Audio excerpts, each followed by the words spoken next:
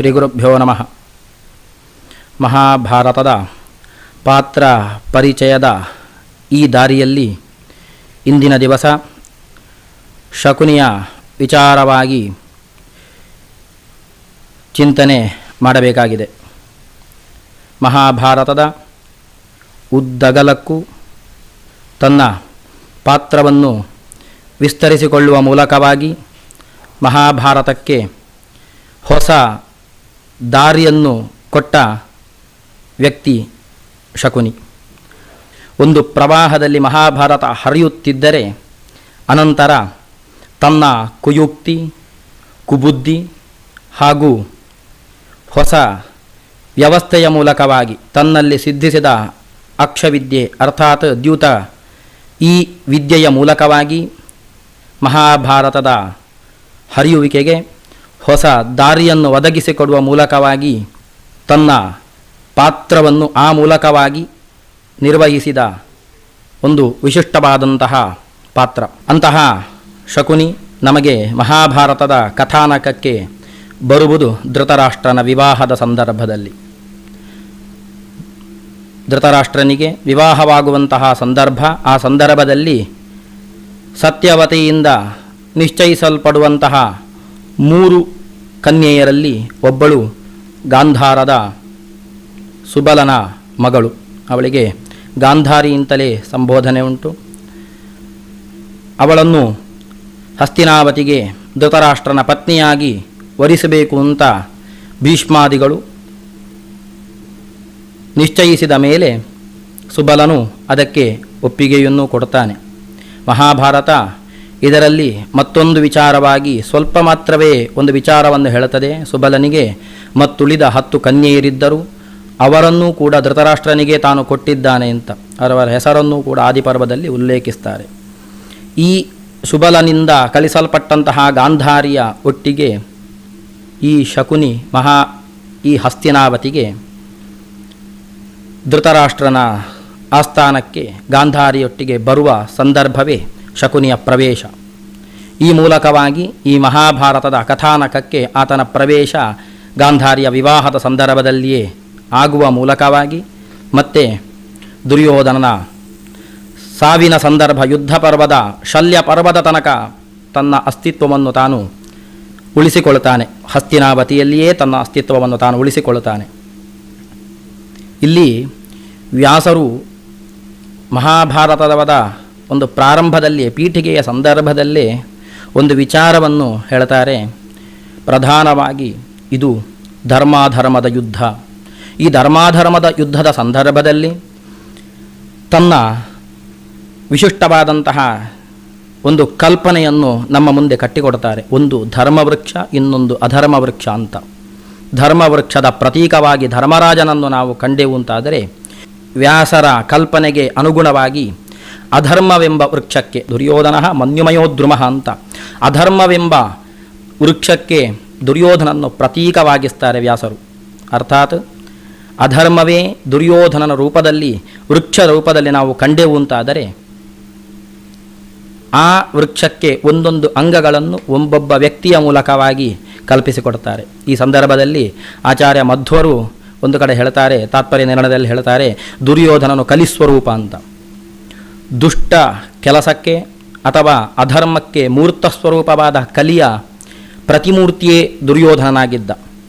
ಆದ್ದರಿಂದ ಆ ಯಾವ ಅಧರ್ಮ ರೂಪ ವ್ಯಾಸರು ಹೇಳಿದ ರೂಪ ಉಂಟೋ ಅದಕ್ಕೆ ಹೊಸ ಕಲ್ಪನೆಯನ್ನು ಕೊಡುವ ಮೂಲಕವಾಗಿ ಕಲಿಯ ಸ್ವರೂಪ ಅಂತ ನಾವು ದುರ್ಯೋಧನನು ನಿಶ್ಚಯಿಸಿದೆವು ಅಂತಾದರೆ, ಮತ್ತೆ ಉಳಿದ ಪಾತ್ರಗಳು ಹೇಗೆ ವಿಸ್ತರಿಸಿಕೊಂಡಿದೆ ಅಂತ ಹೇಳಿದರೆ, ಈ ಮರ ಅಂತ ಆದ ಮೇಲೆ ಅದಕ್ಕೆ ಬೇರು ಬೇಕು, ಕಾಂಡ ಬೇಕು, ಕೊಂಬೆ ಬೇಕು, ಫಲವೃಕ್ಷಗಳು ಬೇಕು. ಇದಿಷ್ಟು ಆಯಿತು ಅಂತ ಆದರೆ ಅದು ಮರ ಅಂತಾಗ್ತದೆ.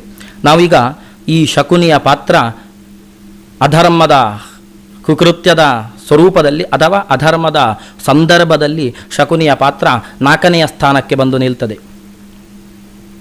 ದುರ್ಯೋಧನ, ಅನಂತರ ಬೇರಿನ ಸ್ಥಾನದಲ್ಲಿ ಧೃತರಾಷ್ಟ್ರ, ಇನ್ನು ಕಾಂಡದ ಸ್ಥಾನದಲ್ಲಿ ಕರ್ಣನನ್ನು ಯಾವ ಕಾಲಕ್ಕೂ ನಾವು ಧರ್ಮಿ ಅಂತ ಹೇಳಲಿಕ್ಕೆ ಸಾಧ್ಯ ಇಲ್ಲ. ಯಾಕಂದರೆ ವ್ಯಾಸರು ಹೇಳ್ತಾರೆ, ದುರ್ಯೋಧನನ ವೃಕ್ಷಕ್ಕೆ ಕರ್ಣ ಕಾಂಡ ಸ್ವರೂಪದಲ್ಲಿದ್ದ ಅಂತ.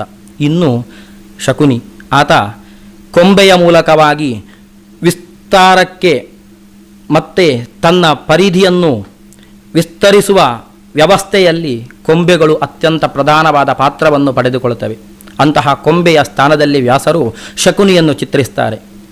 ದುರ್ಯೋಧನ ಸ್ವಯಂ ಅಧರ್ಮಿ, ಆ ಅಧರ್ಮಿಯ ವಿಸ್ತಾರ ಕೊಂಬೆ ಎಂಬ ಶಕುನಿಯ ಮೂಲಕವಾಗಿ ಮಹಾಭಾರತದಲ್ಲಿ ಕಥಾನಕದಲ್ಲಿ ತೋರಿಸಲ್ಪಡುತ್ತದೆ, ಅಥವಾ ಕಥಾನಕದಲ್ಲಿ ತನ್ನ ವ್ಯಕ್ತಿತ್ವವನ್ನು ಆ ಮೂಲಕವಾಗಿ ತಾನು ವಿಸ್ತರಿಸಿಕೊಳ್ತಾನೆ ಅಂತ. ವ್ಯಾಸರು ಮುಂದೆ ಒಂದು ಕಡೆ ಹೇಳ್ತಾರೆ, ವಿಧಿಯ ಪ್ರಚೋದನೆಗೆ ಒಳಗಾಗಿ ಶಕುನಿ ಈ ಕೃತ್ಯ ಮಾಡ್ತಾನೆ ಅಂತ. ದ್ಯೂತ ಸಂದರ್ಭದಲ್ಲಿ ಶಕುನಿಯನ್ನು ಸ್ವಯಂ ವ್ಯಾಸರೇ ವರ್ಣಿಸುವ ಸಂದರ್ಭ ಬರ್ತದೆ. ಆ ಸಂದರ್ಭದಲ್ಲಿ ಹೇಳ್ತಾರೆ, ವಿಧಿಯ ಪ್ರಚೋದನೆಗೆ ಅನುಗುಣವಾಗಿ ಈ ಅಕ್ಷವಿದ್ಯೆಯನ್ನು ಆತ ಧರ್ಮಜನ ಮುಂದೆ ತೋರಿಸಿಕೊಟ್ಟ ಅಂತ. ಇಂತಹ ಶಕುನಿಯನ್ನು ನಾವು ಚಿಂತಿಸಲಿಕ್ಕಿದ್ದೇವೆ. ಮತ್ತೊಂದು ಈ ಸಂದರ್ಭದಲ್ಲಿ ಹೇಳಬೇಕಾದಂತಹ ವಿಷಯ, ಒಂದು ಜಾಗದ ಅಥವಾ ಒಂದು ಪ್ರದೇಶದ, ಒಂದು ದೇಶದ ವ್ಯಕ್ತಿಗಳ ಗುಣ ಅನೂಚಾನವಾಗಿ ಅವ್ಯಾಹತವಾಗಿ ಚೈತನ್ಯದ ಮೂಲಕ ಇತಿಹಾಸದ ಯಾವ ಕಾಲಕ್ಕೂ ಬದಲಾವಣೆ ಆಗುವುದಿಲ್ಲ ಎಂಬ ವಿಷಯಕ್ಕೆ ನಮಗೆ ಉದಾಹರಣೆಯಾಗಿ ಶಕುನಿ ನಮಗೆ ವ್ಯಾಸರು ತೋರಿಸಿಕೊಟ್ಟಿದ್ದಾರೆ. ಯಾಕೆಂದರೆ ಹಸ್ತಿನಾವತಿಗೆ ಗಾಂಧಾರಿಯೊಂದಿಗೆ ಬಂದದ್ದು ನಾವು ಈಗ ಕೇಳಿದ್ದೇವೆ. ಗಾಂಧಾರ ಎಂದರೆ ಈಗಿನ ಅಫ್ಘಾನಿಸ್ತಾನ. ನಮ್ಮ ಆ ಧರ್ಮಗ್ರಂಥಗಳಲ್ಲಿ ಇತಿಹಾಸ ಎಂದು ಕರೆಯಲ್ಪಡುವ ಎರಡು ಪ್ರಧಾನ ಗ್ರಂಥಗಳು ರಾಮಾಯಣ ಮತ್ತು ಮಹಾಭಾರತ. ಈ ಎರಡೂ ಗ್ರಂಥಗಳಲ್ಲಿಯೂ ಕೂಡ ರಾಮಾಯಣದಲ್ಲಾಗಲಿ ಮಹಾಭಾರತದಲ್ಲಾಗಲಿ ಕಥಾನಕ ಹರಿಯುವ ಸಂದರ್ಭದಲ್ಲಿ ಒಂದು ಬದಲಾವಣೆಯನ್ನು ಕೊಟ್ಟದ್ದು ರಾಮಾಯಣದಲ್ಲಿ ಕೈಕೇಯಿ, ಮಹಾಭಾರತದಲ್ಲಿ ಶಕುನಿ. ಈ ಮೂಲಕವಾಗಿ ನಮ್ಮ ಧರ್ಮದ ಜೀವನ ಪದ್ಧತಿಗೆ ಒಂದು ಹೊಸ ರೂಪವನ್ನು, ಅಧರ್ಮದ ರೂಪವನ್ನು ಸ್ಪರ್ಶಿಸುವ ಮೂಲಕವಾಗಿ ಕಥಾನಕಕ್ಕೆ ಒಂದು ಭಯಂಕರವಾದ ದಾರಿಯನ್ನು ಕೊಟ್ಟ ಎರಡು ರೂಪಗಳು. ಅದು ಎರಡು ಇಂದಿನ ಗಾಂಧಾರ ಅರ್ಥಾತ್ ಇಂದಿನ ಅಫ್ಘಾನಿಸ್ತಾನದಿಂದ ಈ ಹಸ್ತಿನಾವತಿಗೆ ಬಂದವರು ಅಂತ ನಾವು ಇಲ್ಲಿ ತಿಳಿಬೇಕು. ಅದು ಯಾವ ಕಾಲಕ್ಕೂ ಆ ದೇಶ ತನ್ನ ಸಂಸ್ಕೃತಿಯನ್ನು ಹಾಗೂ ತನ್ನ ನೈಜತೆಯನ್ನು ಎಂದಿಗೂ ಕಳೆದುಕೊಳ್ಳುವುದಿಲ್ಲ ಎಂಬುದಕ್ಕೆ ಇತಿಹಾಸದ ಸಾಕ್ಷಿಯಾಗಿ ನಾವಿಂದು ಕಾಣಲ್ಪಡುವ ಮಹಾಭಾರತದಲ್ಲಿ ಈ ಒಂದು ಉದಾಹರಣೆ ಸಾಕು. ಇಂತಹ ಉದಾಹರಣೆಗಳು ಹಲವು ಕಡೆ ಉಂಟು. ಹಾಗೆ ಮತ್ತೆ ಮಹಾಭಾರತದ ವೈಶಿಷ್ಟ್ಯವೇ ಅದು. ಇಡೀ ದೇಶದ ಚಿತ್ರಣವನ್ನು, ರಾಜ್ಯದ ವ್ಯಕ್ತಿಗಳ ಕಥೆಗಳನ್ನು, ಅವರ ಸ್ವಭಾವವನ್ನು ಹೇಳುವ ಮೂಲಕವಾಗಿ ಅದು ಇಂದಿಗೂ ಕೂಡ ಎಷ್ಟು ಪ್ರಸ್ತುತ ಎನ್ನುವ ಆಶ್ಚರ್ಯದ ಸಂಗತಿಯನ್ನು ಮಹಾಭಾರತ ಇಂದಿಗೂ ತೆಗೆದಿಡುವಲ್ಲಿ ಸಮರ್ಥವಾಗಿದೆ ಎಂಬುದೇ ಈ ಗ್ರಂಥದ ವೈಶಿಷ್ಟ್ಯ. ಗಾಂಧಾರದಿಂದ, ಅಫ್ಘಾನಿಸ್ತಾನದಿಂದ ಈ ಭಾರತದ ಹಸ್ತಿನಾವತಿ ಅರ್ಥಾತ್ ಇಂದಿನ ದೆಹಲಿಗೆ ಬಂದಂತಹ ಶಕುನಿ ಮತ್ತೆ ತನ್ನ ಕುಬುದ್ಧಿ ಹಾಗೂ ತನ್ನ ಕುಯುಕ್ತಿಗಳ ಮೂಲಕವಾಗಿ ಮಹಾಭಾರತದಲ್ಲಿ ಹಸ್ತಿನಾವತಿಯಲ್ಲಿ ಹಾಸು ಹೊಕ್ಕಿ ಅಲ್ಲಿಯೇ ತನ್ನ ವಾಸಸ್ಥಾನವನ್ನಾಗಿಸ್ತಾನೆ.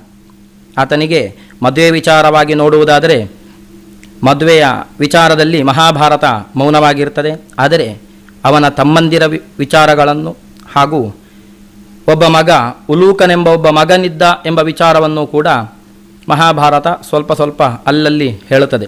ಅವನು ಹಸ್ತಿನಾವತಿಯಲ್ಲಿಯೇ ದುರ್ಯೋಧನನ ಬೆಂಬಲದಿಂದ ಆತ ಹಸ್ತಿನಾವತಿಯಲ್ಲಿ ತನ್ನ ಸ್ಥಾನವನ್ನು ಗಟ್ಟಿಯಾಗಿಸಿದ್ದಾನೆ ಎಂಬುದು ನಮಗೆ ಕೊನೆಯ ತನಕವೂ ಗೊತ್ತಾಗ್ತದೆ.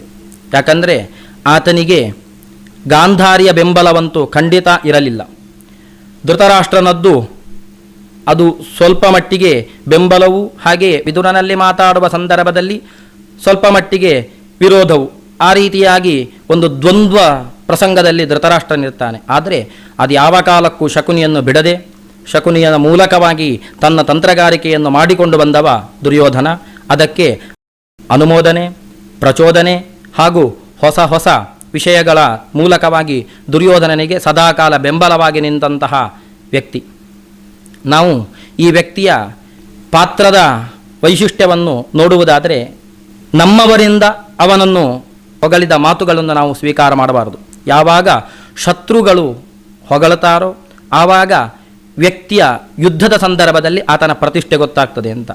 ಒಳ್ಳೆಯ ಮತ್ತೊಂದು ವಿಚಾರವಾಗಿ ದುರ್ಬುದ್ಧಿಯ ವಿಚಾರವನ್ನು ನಾವು ನೋಡುವುದಾದರೆ ಅವನೊಟ್ಟಿಗೆ ಇರುವ ವ್ಯಕ್ತಿಗಳು ಅವನನ್ನು ತೆಗಳಿದರೆ ಅಂತಾದರೆ ಆವಾಗ ಆ ದುರ್ಬುದ್ಧಿಯ ಸಾಬೀತು ನಮಗೆ ಒಳ್ಳೆಯ ರೀತಿಯಲ್ಲಿ ಮನದಟ್ಟಾಗ್ತದೆ. ಆ ಕಾರಣಕ್ಕಾಗಿ ನಾವು ಶಕುನಿಯ ಚಿಂತನೆಯನ್ನು, ಶಕುನಿಯ ಪಾತ್ರ ಅಥವಾ ಶಕುನಿ ಎಂಥವ ಅಂತ ನೋಡಬೇಕಾದರೆ ಸ್ತ್ರೀ ಪರ್ವಕ್ಕೆ ಹೋಗಬೇಕಾಗ್ತದೆ. ಕೊಟ್ಟ ಕೊನೆಯ ಮಹಾಭಾರತದ ಯುದ್ಧದ ಸಂದರ್ಭ ಎಲ್ಲ ಮುಗಿದು ಗಾಂಧಾರಿ ಕೃಷ್ಣನೊಂದಿಗೆ ಯುದ್ಧದ ಜಾಗಕ್ಕೆ ಬರುವ ಸಂದರ್ಭದ ಸ್ತ್ರೀ ಪರ್ವ ಅಂತ. ಆ ಸ್ತ್ರೀ ಪರ್ವದ 17ನೇ ಅಧ್ಯಾಯದಲ್ಲಿ ನಮಗೆ ದುಶ್ಯಾಸನನ ವರ್ಣನೆ ಬರ್ತದೆ. ಗಾಂಧಾರಿ ದುಶ್ಯಾಸನನ್ನು ಕಂಡು ಮರುಗುವ ಸಂದರ್ಭ ಉಂಟು. ಅಲ್ಲಿ ಎದೆ ಬಿಚ್ಚಿ ದುಶ್ಯಾಸನ ಭೀಮನಿಂದ ವಧಿಸಲ್ಪಟ್ಟು ಮಲಗಿದ್ದಾನೆ. ಗಾಂಧಾರಿ ತನ್ನ ಕರುಳ ಕುಡಿಯನ್ನು ನೋಡಿ ಅಗ್ನಿಯಲ್ಲಿ ದಹಿಸಲ್ಪಟ್ಟು ಕೃಷ್ಣನಿಗೆ ಒಂದು ಮಾತು ಹೇಳುತ್ತಾಳೆ, ಈ ದುಶ್ಯಾಸನ ಈ ರೀತಿಯಾಗಿ ಸಾಯಲೇ ಬಾರದಿತ್ತು, ಆದರೆ ನನ್ನ ವಿಧಿ, ನಾನು ಅವನಿಗೆ ದ್ರೌಪದಿಯ ವಸ್ತ್ರಾಪಹಾರದ ಸಂದರ್ಭದಲ್ಲೇ ನಾನು ದುರ್ಯೋಧನನಿಗೆ ಎಚ್ಚರಿಸಿದ್ದೆ. ಒಂದು ವೇಳೆ ಆ ಎಚ್ಚರವನ್ನು ಮನಗಂಡು ನನ್ನ ಮಾತಿಗೆ ಅನುಮೋದನೆಯನ್ನು ಕೊಟ್ಟು ದ್ರೌಪದಿಯ ವಸ್ತ್ರಾಪಹಾರವನ್ನು ದುಶ್ಯಾಸನನ ಮೂಲಕ ಮಾಡಿಸುವುದಿಲ್ಲವಾಗಿದ್ದರೆ ಆ ದುಶ್ಯಾಸನನಿಗೆ ಈ ರೀತಿಯಾದ ದುರ್ಮರಣ ಅದೆಂದಿಗೂ ಬರುತ್ತಿರಲಿಲ್ಲ. ಯಾಕಂದರೆ ಗಾಂಧಾರಿಗೆ ಒಂದು ಗೊತ್ತಿತ್ತೇನೋ, ದುಶ್ಯಾಸನ ಅಷ್ಟು ಕೆಟ್ಟವನಲ್ಲ, ನನ್ನ ಉಳಿದ ಎಲ್ಲ ಮಕ್ಕಳು ಕೂಡ ದುರ್ಯೋಧನನ ಮಾತಿಗೆ ಒಳಪಟ್ಟು ಅಧರ್ಮಕ್ಕೆ ಕಾಲಿಟ್ಟಿದ್ದಾರೆ ಅಂತ ಅವಳ ಭಾವನೆ ಇತ್ತು ಅಂತ ಕಾಣುತ್ತದೆ. ಯಾಕಂದರೆ ಅಲ್ಲಿ ಆ ದುಶ್ಯಾಸನನ ಶವವನ್ನು ನೋಡಿದವಳು ಕೂಡಲೇ ಕೃಷ್ಣನಲ್ಲಿ ಹೇಳುವುದು ದುಶ್ಯಾಸನನ ಬಗ್ಗೆ ಅಲ್ಲ, ಈ ರೀತಿಯಾಗಿ ಮರಣ ಬಂದ ಕಾರಣ ಅದು ಶಕುನಿಯಿಂದಾಗಿ ಅಂತ. ದುರ್ಯೋಧನ ದ್ರೌಪದಿಯನ್ನು ಗೆದ್ದ ಸಂದರ್ಭದಲ್ಲಿ ದ್ರೌಪದಿಯನ್ನು ದಾಸಿಯಾಗಿ ದುಶ್ಯಾಸನನಲ್ಲಿ ಹೇಳ್ತಾನೆ, ಎಳೆದು ತಾವಳನ್ನು ಅಂತ. ಆಗ ಗಾಂಧಾರಿ ಹೇಳ್ತಾಳಂತೆ ದುರ್ಯೋಧನನಿಗೆ. ಇದು ಸಭಾಪರ್ವದಲ್ಲಿ ನಮಗೆ ಈ ವಿಷಯ ಅಷ್ಟು ಸಿಗುವುದಿಲ್ಲ, ಆದರೆ ಸ್ತ್ರೀ ಪರ್ವದಲ್ಲಿ ಕೃಷ್ಣನಲ್ಲಿ ಗಾಂಧಾರಿ ಸ್ಪಷ್ಟವಾಗಿ ಹೇಳ್ತಾಳೆ, ನಾನು ಆವಾಗಲೇ ದುರ್ಯೋಧನನಿಗೆ ಎಚ್ಚರಿಸಿದ್ದೆ. ಮೃತ್ಯು ಪಾಶ ಪರೀಕ್ಷಿಪ್ತಂ ಶಕುನಿಂ ಪುತ್ರ ವರ್ಜಯ. ಮಗನೇ, ಮೃತ್ಯು ಪಾಶದಿಂದ ಶಕುನಿ ಬಂಧಿಸಲ್ಪಟ್ಟಿದ್ದಾನೆ. ಅವನಿಗೆ ಈಗಾಗಲೇ ಅರ್ಥಾತ್ ಧರ್ಮಜನನ್ನು ತನ್ನ ಕಪಟ ದ್ಯೂತದ ಮೂಲಕವಾಗಿ ಸೋಲಿಸುವಾಗಲೇ ಅವನ ಮೃತ್ಯು ನಿರ್ಣಯವಾಗಿದೆ ಅಂತ ಗಾಂಧಾರಿಗೆ ಅಲ್ಲಿ ಗೊತ್ತಾಗ್ತದೆ. ಆದ್ದರಿಂದ ಅವಳು ದುರ್ಯೋಧನನಿಗೆ ಹೇಳ್ತಾಳೆ, ಅಂತಹ ಈ ಅಧರ್ಮದ ಮೂಲಕವಾಗಿ ಒದಗಿದ ಮೃತ್ಯು ಪಾಶದಿಂದ ಆ ಶಕುನಿ ಬಂಧಿಸಲ್ಪಟ್ಟಿದ್ದಾನೆ. ಮೃತ್ಯು ಪಾಶ ಪರಿಕ್ಷಿಪ್ತಂ ಶಕುನಿಂ ಪುತ್ರ ವರ್ಜಯ, ನೀನು ಅವನನ್ನು ಬಿಡು. ಅದಲ್ಲದೆ ನಿಬೋಧೈನಂ ಸುದುರ್ಬುದ್ಧಿಂ ಮಾತುಲಂ ಕಲಹಪ್ರಿಯಂ. ಇಲ್ಲಿ ಗಾಂಧಾರಿ ಮತ್ತೊಂದು ವಿಷಯವನ್ನು ನಮ್ಮ ಮುಂದೆ ತೆಗೆದಿಡ್ತಾಳೆ. ಅದಷ್ಟಲ್ಲದೆ ನಿಬೋಧೈನಂ ಸುದುರ್ಬುದ್ಧಿಂ, ತನ್ನ ದುರ್ಬುದ್ಧಿಯ ಮೂಲಕವಾಗಿ ಈ ಶಕುನಿ ನನ್ನ ಮಕ್ಕಳಲ್ಲಿ ವಿರೋಧವನ್ನು ಅವಳು ಒದಗಿಸಿಕೊಟ್ಟಿದ್ದಾಳೆ.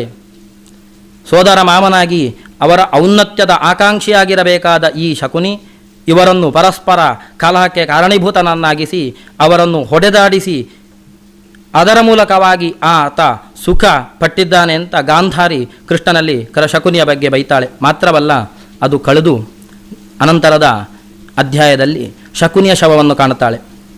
ಯಾವ ರೀತಿಯಾದ ಬೇಸರವೂ ಇಲ್ಲದೆ ಶಕುನಿ ಸತ್ತ ಬೇಸರಕ್ಕಿಂತ ಅವಳಿಗೆ ಬೇಸರವಾದದ್ದು ಗಾಂಧಾರ ಆ ಶಕುನಿಯಿಂದ ವಿಹೀನವಾಗಿಯೇ ಕಳೆದು ಹೋಯಿತು. ಆತ ಇಲ್ಲಿಯೇ ತನ್ನ ಜೀವನವನ್ನು ಮಾಡುವ ಮೂಲಕವಾಗಿ ಗಾಂಧಾರವನ್ನು ಬಿಟ್ಟದ್ದು ಗಾಂಧಾರಕ್ಕೆ ದೊಡ್ಡ ಪೆಟ್ಟಾಯಿತು ಅಂತ ಅಲ್ಲಿ ಶಕುನಿಯ ಶವವನ್ನು ನೋಡಿ ಶಕುನಿಯನ್ನು ಹೊಗಳುವುದಕ್ಕಿಂತ ಗಾಂಧಾರದ ಪರಿಸ್ಥಿತಿಯನ್ನು ಕಂಡು ಮರುಗುತ್ತಾಳೆ ಅವಳು. ಅದಲ್ಲದೆ ಮತ್ತೊಂದು ಆಶ್ಚರ್ಯಕರವಾದ ಸಂಗತಿ, ಇಲ್ಲಿ ಯುದ್ಧದಲ್ಲಿ ಮಡಿದವರು ಕೇವಲ ಕೌರವರು ಮಾತ್ರ. ಅನುಜರಲ್ಲಿ ಅಣ್ಣ ತಮ್ಮಂದಿರಲ್ಲಿ ಯುದ್ಧದಲ್ಲಿ ಮಡಿದವರು ಕೌರವರು ಮಾತ್ರ.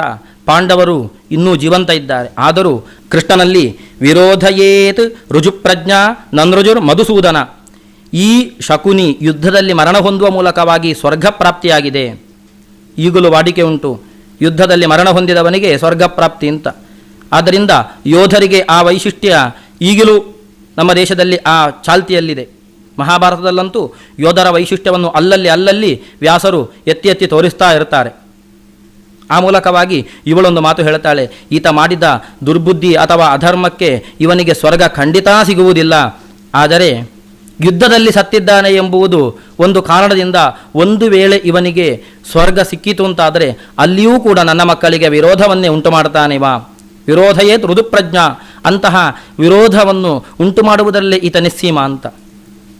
ಆ ಮೂಲಕವಾಗಿ ನಮಗೆ ಶಕುನಿಯ ಒಂದು ಚಿತ್ರಣ ಗಾಂಧಾರಿಯ ಮೂಲಕವಾಗಿ ಒದಗಿ ಬರ್ತದೆ. ಆ ಕಾರಣಕ್ಕಾಗಿ ಶಕುನಿ ಒಂದು ಜಗಳಗಂಟ ವಿರೋಧವನ್ನು ಉಂಟು ಮಾಡುವವ. ಮತ್ತೆ ಎರಡನೇ ವೈಶಿಷ್ಟ್ಯ ನಮಗೆ ಆಚಾರ್ಯ ಮಧ್ವರು ಹೇಳ್ತಾರೆ, ನಾಸ್ತಿಕ್ಯ ರೂಪಂ ಅಂತ 2 ಬಾರಿ ತಾತ್ಪರ್ಯ ನಿರ್ಣಯದಲ್ಲಿ ಆಚಾರ್ಯರು ಉಲ್ಲೇಖ ಮಾಡುತ್ತಾರೆ. ಅಧರ್ಮದ ಪ್ರತಿರೂಪ ಅಂತ, ನಾಸ್ತಿಕ್ಯ ರೂಪ ಅಂತ. ಅವ ಒಂದು ನಾಸ್ತಿಕತೆಯ ಪ್ರತಿರೂಪ. ಆದ್ದರಿಂದ ದೇವರು ಇಲ್ಲ ಎನ್ನುವುದೇ ಒಂದು ಅಧರ್ಮ. ಅಂತಹ ಅಧರ್ಮದ ಪ್ರತಿರೂಪವಾಗಿ ಶಕುನಿಯನ್ನು ಕಂಡಿದ್ದಾರೆ. ಆ ಮೂಲಕವಾಗಿ ಪ್ರತಿ ಅಧರ್ಮದ ಕಾರ್ಯಗಳಿಗೆ ತನ್ನ ಬೆಂಬಲವನ್ನು ಮಹಾಭಾರತದ ಉದ್ದಗಲಕ್ಕೂ ಕೊಡುವ ಮೂಲಕವಾಗಿ ತನ್ನ ಜೀವನವನ್ನು ನಿರ್ವಹಣೆ ಮಾಡಿದವ. ಅದರೊಂದಿಗೆ ಮತ್ತೊಂದು, ಈತ ಅಕ್ಷವಿದ್ಯೆಯಲ್ಲಿ ಬಹಳ ಪ್ರವೀಣ ಅಂತ, ಅದನ್ನು ಸ್ವಯಂ ಎಲ್ಲರೂ ಒಪ್ಪಿಕೊಂಡವರೇ. ಆ ಕಾಲದಲ್ಲಿ ಇವನ ಅಕ್ಷವಿದ್ಯೆಯ ನಿಸ್ಸೀಮತೆ ಅಥವಾ ಅದರ ಚುರುಕುತನ ಅದು ಮಹಾಭಾರತದಲ್ಲಿ ಎಲ್ಲರೂ ಒಪ್ಪಿಕೊಂಡ ವಿಷಯವೇ ಆಗಿದೆ.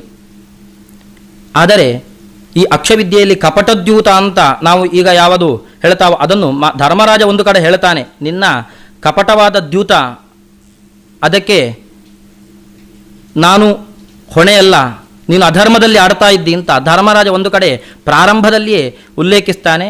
ಅದಲ್ಲದೆ ಈ ಸಭಾಪರ್ವದ ಸಂದರ್ಭದಲ್ಲಿ ವಿದುರನಿಂದ ಪ್ರೇಷಿತನಾಗಿ ಧರ್ಮರಾಜ ಹಸ್ತಿನಾವತಿಗೆ ಬರುವುದು ಇಂದ್ರಪ್ರಸ್ಥದಿಂದ. ಆವಾಗ ವಿದುರನು ಹೇಳಿಕೆಗೆ ಒಳಪಟ್ಟಂಥ ವಿದುರನು ಯಾರೆಲ್ಲ ಇದ್ದಾರೆ ಅಂತ ಕೇಳುವಾಗ ಅತ್ಯಂತ ನಿಷ್ಣಾತ, ದ್ಯೂತದಲ್ಲಿ ಅತ್ಯಂತ ನಿಷ್ಣಾತನಾದ ಕಪಟಿಯಾದ ಶಕುನಿ, ಸತ್ಯವ್ರತ, ವಿವಿಂಶತಿ ಇತ್ಯಾದಿ 7 ಜನರ ಹೆಸರನ್ನು ವಿದುರನು ಉಲ್ಲೇಖಿಸ್ತಾನೆ. ಆ ಮೂಲಕವಾಗಿ ಇವನ ಅನುಜರು ಕೂಡ ಅಲ್ಲಿಯೇ ಇದ್ದರು ಅಂತ ಹೇಳಬಹುದು ಅಂತ. ಅದರ ಒಟ್ಟಿಗೆ ಈ ವಿದ್ಯೆಯಲ್ಲಿ ಅತಿ ಪರಿಣತಿ ಹೇಗುಂಟು ಅಂತ ವ್ಯಾಸರ ಅಭಿಪ್ರಾಯ ಹೇಗುಂಟು ಅಂತಾದರೆ ಇವ ಹೇಳ್ತಾನೆ, ಸ್ವಯಂ ನನಗೆ ಸಮಸಾಟಿಯಾದ ಈ ವಿದ್ಯೆಯಲ್ಲಿ ನನಗೆ ಸಮಸಾಟಿಯಾದ ಒಬ್ಬ ವ್ಯಕ್ತಿ ವರ್ತಮಾನ ಕಾಲದಲ್ಲಿ ಈ ಆರ್ಯಾವರ್ತದಲ್ಲಿ ಯಾರೂ ಸಿಗಲಾರದು ಧೃತರಾಷ್ಟ್ರ. ಆದ್ದರಿಂದ ನನ್ನ ಮೇಲಿನ ನಂಬಿಕೆ ಇಟ್ಟು ನೀನು ಧರ್ಮರಾಜನನ್ನು ಕರೆಸು ಅಂತ. ಅಷ್ಟು ಅವನ ವಿದ್ಯೆಯಲ್ಲಿ ಅವನಿಗೆ ಅಷ್ಟು ಒಂದು ದಾರ್ಢ್ಯತೆ ಇತ್ತು ಅಂತ. ಅಂತಹ ಒಂದು ದಾರ್ಢ್ಯತೆ ಮತ್ತು ಉಳಿದ ಈ ವಿಷಯದಲ್ಲಿ ತಾತ್ಪರ್ಯ ನಿರ್ಣಯದ ಸಂದರ್ಭದಲ್ಲಿ ವಾದಿರಾಜೀಯ ವ್ಯಾಖ್ಯಾನದಲ್ಲಿ ಬರ್ತದೆ, ಈತನ ಆ ಒಂದು ದ್ಯೂತದ ಸಂದರ್ಭದಲ್ಲಿ ಇವ ಆಡುವಂತಹ ಒಂದು ಯಾವುದೊಂದು ಗಾಳ ಅದು ಅಸ್ಥಿಯಲ್ಲಿ ಮಾಡಿದ್ದು ಅಂತ ವಾದಿರಾಜರು ಹೇಳ್ತಾರೆ ವಾದಿರಾಜೀಯ ವ್ಯಾಖ್ಯಾನದಲ್ಲಿ. ಅಂತೂ ಮಹಾಭಾರತದಿಂದ ಹೊರಗೆ ಬಂದಾಗ ಶಕುನಿಯ ದ್ಯೂತದ ವಿಷಯಿಕವಾದ ಕೆಲವು ವಿಷಯಗಳು ಬಂದರೂ ಮಹಾಭಾರತದಲ್ಲಿ ದ್ಯೂತ ಪ್ರಸಂಗದಲ್ಲಿ ಶಕುನಿ ಆ ಆಟದಲ್ಲಿ ಅತಿ ನಿಷ್ಣಾತ.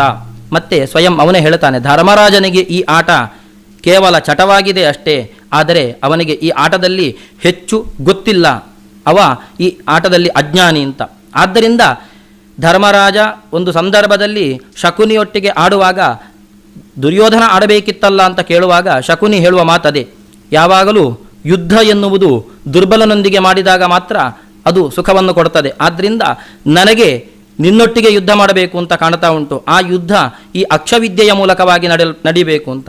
ಆ ಮೂಲಕವಾಗಿ ಅತಿ ನಿಷ್ಣಾತ ಈ ಕಪಟದ್ಯೂತದಲ್ಲಿ ಈತ ದ್ಯೂತದಲ್ಲಿ ಅತಿ ನಿಷ್ಣಾತ ಅಂತ ನಮಗೆ ಗೊತ್ತಾಗ್ತದೆ. ಮತ್ತು ಈಗ ನಾವು ಆತನನ್ನು ಮಹಾಭಾರತದ ಪ್ರಚಲಿತವಾದ ನಮ್ಮ ಕತೆ ಗೊತ್ತಿರುವ ಕಥೆಗಳ ಮೂಲಕವಾಗಿ ನಾವು ಶಕುನಿಯನ್ನು ನೋಡುವಾಗ ಆತ ಒಳ್ಳೆ ರಾಜತಾಂತ್ರಿಕ ಅಂತ ನಾವು ಬಿಂಬಿಸ್ತೇವೆ. ನಿಜವಾಗಿಯೂ ಆತ ಒಳ್ಳೆ ರಾಜತಾಂತ್ರಿಕನಲ್ಲ. ನಾವು ಧಾರಾವಾಹಿಯ ಮೂಲಕವಾಗಿಯೋ ಅಥವಾ ಇತ್ಯಾವುದೋ ಕಾದಂಬರಿ ಮೂಲಕವಾಗಿಯೋ ಮಹಾಭಾರತವನ್ನು ಕಲ್ಪಿಸಿಕೊಂಡಾಗ ಶಕುನಿಗೆ ಒಳ್ಳೆಯ ರಾಜತಾಂತ್ರಿಕ ಸ್ಥಾನವನ್ನು ಕೊಟ್ಟಿದ್ದಾರೆ. ಆದರೆ ನಿಜವಾಗಿಯೂ ಶಕುನಿ ರಾಜತಾಂತ್ರಿಕ ವಿಷಯದಲ್ಲಿ ಆತ ಅಷ್ಟು ಪರಿಣತನಲ್ಲ ಎಂಬುದು ನಮಗೆ ತಿಳಿದು ಬರ್ತದೆ. ನಾವು ಪಾಂಡವರಿಗೆ ಜಯವೋ ಅಥವಾ ಪಾಂಡವರ ಯಶಸ್ಸಿಗೋ ಮೂಲ ಕಾರಣವಾಗಿ ನಾವು ಕೃಷ್ಣನನ್ನು ಕಂಡೆವು ಅಂತಾದರೆ ಒಂದರ್ಥದಲ್ಲಿ ಎಲ್ಲರೂ ಕೂಡ ಈಗ ದುರ್ಯೋಧನನ ಯಶಸ್ಸಿಗೆ ಅಥವಾ ಅಧರ್ಮಕ್ಕೆ ಮೂಲ ಕಾರಣವಾಗಿ ಶಕುನಿಯನ್ನು ನೋಡ್ತಾರೆ. ಅಥವಾ ಎಲ್ಲ ಹೊಸ ಹೊಸ ಯೋಜನೆಗಳಿಗೆ ಮೂಲ ಬೇರು ಅದು ಶಕುನಿ ಅಂತ ಅಭಿಪ್ರಾಯ ಪಡ್ತಾರೆ. ಆದರೆ ಕೆಲವು 1-2 ಸಂದರ್ಭದಲ್ಲಿ ಮಾತ್ರ, ಅದು ಪ್ರಧಾನವಾಗಿ ದ್ಯೂತದ ಸಂದರ್ಭದಲ್ಲಿ ಮಾತ್ರ ಶಕುನಿ ತನ್ನ ಅಭಿಪ್ರಾಯದ ಮೂಲಕವಾಗಿ ದ್ಯೂತವನ್ನು ಆಡಿಸ್ತಾನೆ. ಬಿಟ್ಟರೆ ಮತ್ತು ಇಡೀ ಮಹಾಭಾರತದಲ್ಲಿ ನಮಗೆ ಶಕುನಿಯೇ ಮಾಡಿಸಿದ ಒಂದು ಕುಕೃತ್ಯ ನಮಗೆ ಕಾಣಲಿಕ್ಕೆ ಸಿಗುವುದಿಲ್ಲ. ಆತ ಬೆಂಬಲವಾಗಿ ಕರ್ಣನ ಅನಂತರ ಸ್ಥಾನವನ್ನು, ನಾನು ಆಗ ಹೇಳಿದಂತೆ ವ್ಯಾಸರ ದೃಷ್ಟಿಯಲ್ಲಿ ಕರ್ಣನ ಅನಂತರ ಸ್ಥಾನದಲ್ಲಿ ನಾವು ಶಕುನಿಯನ್ನು ನೋಡಬೇಕು ಅಂತ. ದುರ್ಯೋಧನ ಎಲ್ಲವೂ ಈ ರಾಜಕೀಯ ನಿಪುಣರ ವಿಷಯದಲ್ಲಿ ಶಕುನಿಗೆ ನಾವು ಎಣಿಸಿದ ಸ್ಥಾನವನ್ನು ಮಹಾಭಾರತದಲ್ಲಿ ವ್ಯಾಸರು ಕೊಡಲಿಲ್ಲ. ಆ ಮೂಲಕವಾಗಿ ನಾವು ಶಕುನಿಯನ್ನು ಆ ರಾಜತಾಂತ್ರಿಕತೆಗೆ ಆ ಸ್ಥಾನಕ್ಕೆ ನಾವು ಕೊಳ್ಳಿರಿಸುವುದು ತಪ್ಪು ಅಂತ. ಮತ್ತೊಂದು, ಈತ ಧೃತರಾಷ್ಟ್ರನಿಗೆ ರಾಜನೀತಿಯನ್ನು ಬೋಧಿಸುವ ಸಂದರ್ಭದಲ್ಲಿ ಕಣಿಂಕ ಅಂತ, ಇವತ್ತಿನ ಕಳಿಂಗ ಒರಿಸ್ಸಾದ ಒಬ್ಬ ವ್ಯಕ್ತಿ ಕಣಿಂಕನಿಂದ ಆ ನೀತಿಯನ್ನು ಶಕುನಿ ಬೋಧಿಸ್ತಾನೆ. ಶಕುನಿ ಬೋಧಿಸ್ತಾನೆ ಎಂಬುದು ನಮಗೆ ಆಚಾರ್ಯ ಮಧ್ವರು ಹೇಳ್ತಾರೆ. ಯಾಕಂದರೆ ಈ ಕಣಿಂಕ ಎಂಬುವವನು ಶಕುನಿಯ ಗುರುವಾಗಿದ್ದಂತೆ. ಆ ಶಕುನಿಯ ಗುರುವಿನಿಂದ, ಕಣಿಂಕನಿಂದ ಶುಕ್ರನಿಂದ ಬಂದಂತಹ ಉಪದೇಶವನ್ನು ಶಕುನಿ ಕಣಿಂಕನಿಂದ ಧೃತರಾಷ್ಟ್ರನಿಗೆ ಬೋಧಿಸ್ತಾನೆ ಅಂತ ಆಚಾರ್ಯ ಮಧ್ವರು ಅಲ್ಲಿ ಒಂದು ಹೊಸ ವಿಷಯವನ್ನು ನಮ್ಮ ಮುಂದೆ ಹೇಳಿದರು. ಮತ್ತು ವ್ಯಾಸರು ಕಣಿಂಕ ನೀತಿಯ ಬಗ್ಗೆ ಹೇಳಿದ್ದಾರೆ. ನಾವು ರಾಜ ನೀತಿಯ ವಿಷಯವಾಗಿ ಮಹಾಭಾರತವನ್ನು ನೋಡುವುದಾದರೆ ಶುಕ್ರನೀತಿಯ ಪ್ರಕಾರವಾಗಿ ಕಣಿಂಕ ನೀತಿ, ಬೃಹಸ್ಪತಿ ನೀತಿಯ ಪ್ರಕಾರವಾಗಿ ವಿದುರ ನೀತಿ, ಮತ್ತೆ ತನ್ನದೇ ದಾರಿ ಎಂಬಂತೆ ಹೊಸ ನೀತಿಯನ್ನು ಮಾಡಿಕೊಂಡ ಕೃಷ್ಣನ ನೀತಿ, ಇಷ್ಟೇ ನೀತಿಗಳು ಸಿಗುವುದು. ಶಕುನಿಯ ಯಾವ ನೀತಿಗಳು ನಮಗೆ ಹೊಸ ನೀತಿಯಾಗಿ, ರಾಜನೀತಿಯಾಗಿ ನಮಗೆ ಕಾಣಲಿಕ್ಕೆ ಸಿಗುವುದಿಲ್ಲ.